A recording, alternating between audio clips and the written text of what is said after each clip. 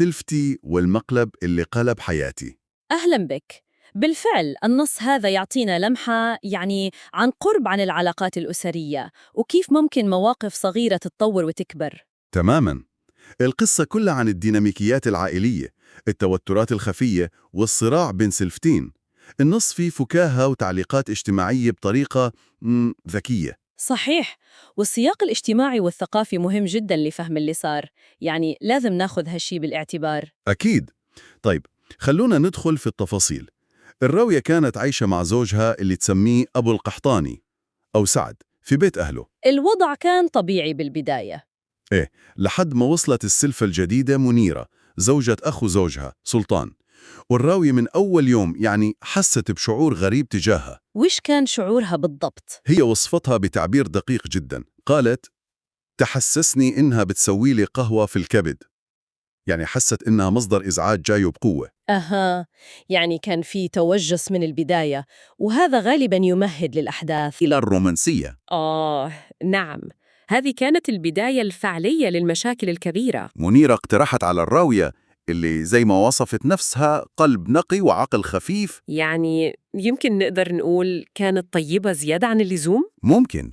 فوافقت على الفكرة تسوي مفاجأة لزوجها، لكن المفاجأة انقلبت عليها تماماً. كيف؟ الزوج وصل بس ما كان لوحده، جاب معها العائلة كلها، الأب، الأم، الإخوة، الأخوات، حتى عيالهم. كانوا جايين يشوفوا مباراة. يا إلهي! وهي كانت متجهزة لشيء ثاني تماماً. بالملي. لقت نفسها لابسة كما وصفت البدلة الحمراء، ملابس ما تناسب جمعة العائلة أبداً. اضطرت المسكينة تتخبى تحت بطانية. موقف لا تحسد عليه أبداً. وزاد الطين بلة تعليق حماتها اللي شافتها وقالت: وش فيها هذه متكشخة وهي في النص مغطية وجهها بالبطانية؟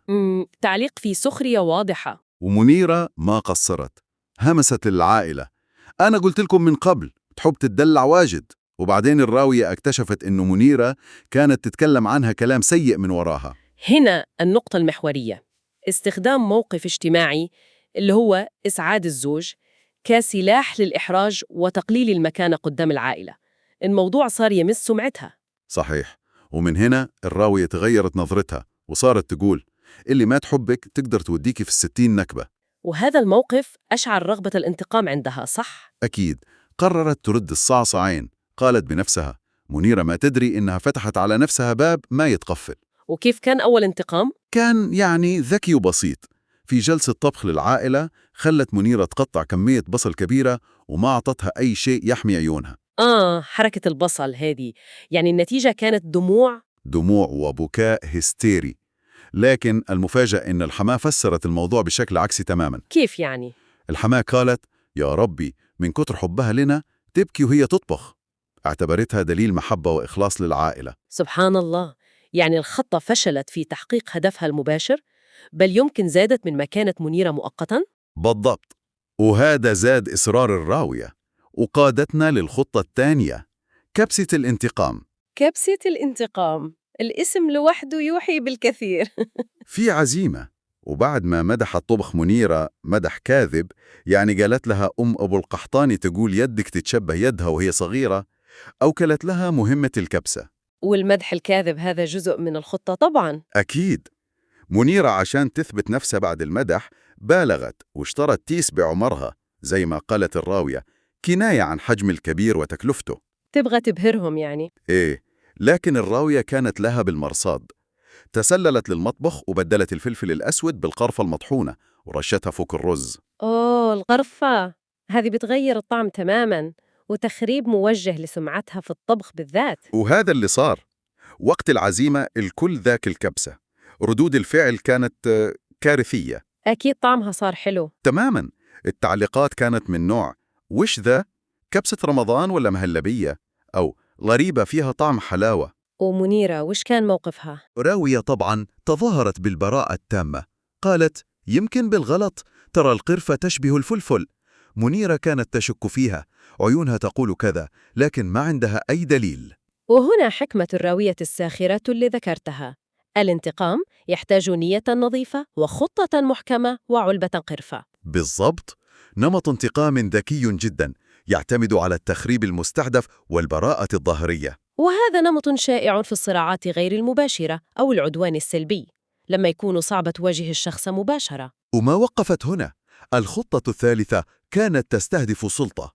الراوية مدحت سلطة منيرة، مع أن منيرة عمرها ما سوتها. يعني خلقت لها سمعة في شيء هي ما تعرفه أصلاً. إيه، وفي عزيمة ثانية دبرت الأمور بحيث منيرة تكون مسؤولة عن صوص السلطة، وقبل التقديم بدلت الصوص بخلطة عجيبة: طحينة، لبن، ليمون، شطة خضراء وشوية سكر. يا ساتر، وش كانت النتيجة؟ اللي ذاقوا الصوص احتاروا، قالوا شيء زي حسيته حار بس حالي، طعمه متناقض وغريب. ومع كل خطة شكوك منيرة تزيد أكيد. جدا، لدرجة إنها واجهت الراوية بعدين، لكن بدون دليل.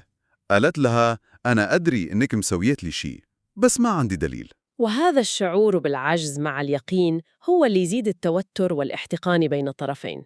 إذن اللي نشوفه هنا قصة بدأت بمقلب يمكن كان عفوي أو فيه سوء نية بسيط، لكنه تطور لسلسلة انتقامات مدروسة ومستمرة. نعم، سلسلة ركزت بشكل أساسي على السمعة والمكانة الاجتماعية داخل العائلة. أهم المحطات كانت الليلة الرومانسية المحرجة، دموع البصل اللي انقلبت ضدها، كبسة القرفة الفضيحة، وأخيراً صوص السلطة الغريب. والقصة تنتهي والصراع ما زال قائماً تحت السطح.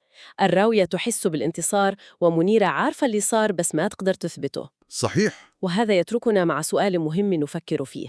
في البيئات الاجتماعية المترابطة، كيف تتطور الصراعات هذه اللي تحت السطح، الصراعات غير المباشرة؟ وشو آثارها على المدى الطويل، خاصة لما نتجنب المواجهة المباشرة وتبقى الشكوك والضغائن موجودة وتتفاعل؟